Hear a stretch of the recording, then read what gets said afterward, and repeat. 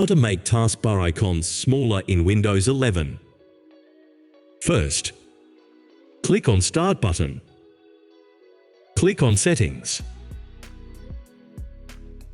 Under Settings, click to open Personalization. Move down and click on Taskbar.